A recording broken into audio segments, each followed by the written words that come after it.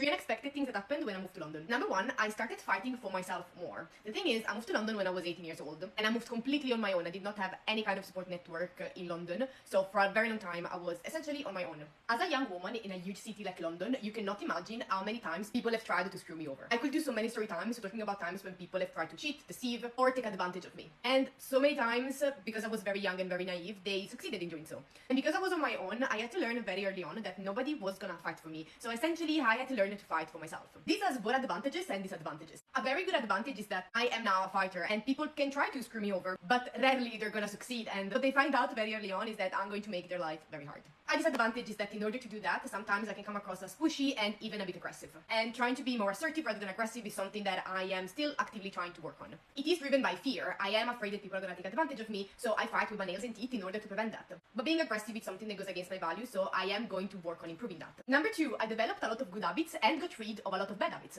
Rebuilding my life from scratch essentially meant that I could easily integrate in my life things that were important to me and essentially become the person that I've always wanted to become. One very big thing for me was that I quit smoking. I started smoking when I was 13, and moving to London helped me overcome that addiction, and that was for a number of reasons. The first one being that I changed my environment. And as we know from psychology, removing yourself from the environment where the habit was initially developed can be a huge factor in you overcoming an addiction or bad habit. Also, cigarettes cost a lot of money here in the UK, and especially early on, I was really struggling financially, and I couldn't afford spending money for cigarettes. And also, as I said, moving to London allowed me to build a completely new identity of the person that I wanted to become. And building or breaking a habit is very, very strongly related to the identity that you build around yourself. But if you want to know more about my journey to get rid of my smoking addiction, earlier this week I published a YouTube video where I talked extensively about the ins and outs of my journey. I also included some very cringy pictures of when I first started to smoke, and I also talked about what didn't work and what worked in case you're also trying to break any kind of bad habit. So make sure to check that out if you're interested. And finally, number three, I started caring less and less about what people think of me. London is a huge city. There are so many people,